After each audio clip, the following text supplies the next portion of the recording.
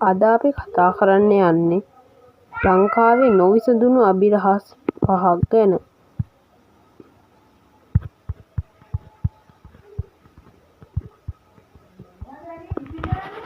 අංක 1. යාලේ අද්භූත රතු ඇස් සිද්ධිය. 90 ගණන්වල යාල වනෝද්‍යානයේ රෑට සෆාරි යන්නයි කිව්වේ ගස් උඩින් රතු පාට ඇස් දෙකක් එළිය වැටෙනවා කියලා. ලං වෙනකොට කිසි සද්දයක් නෑ. පස්සේ එකපාරටම නැති වෙනවා. කැමරාවලටවත් අහුවෙලා නෑ. සමහරු කියන්නේ යක්ෂයෙක්.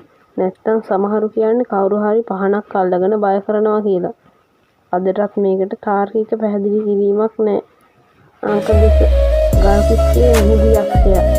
2005 සුනාමියට පස්සේ ගල්කිස්ස මුහුදු තීරයේ මිනිස්සු දැක්ක කිලෝමීටර් ගාණක් දිග කළු පාට දෙයක් වතුර යටින් යනවා කියලා. ඉංග්‍රීසියෙන් කියන්නේ ඒක මෝරෙක් නෙමෙයි වෙනම දෙයක් කියලා.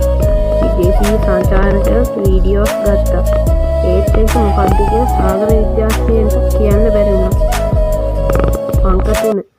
නුවරඑළියේ කාලය ගමන් කරන ගම. නුවරඑළිය පැත්තේ ගම් දෙකක් තියෙනවා. එක ගමකට ගිහින් අනිත් පැත්තට ආපහු එනකොට පැය දෙකක් යනවා කියලා.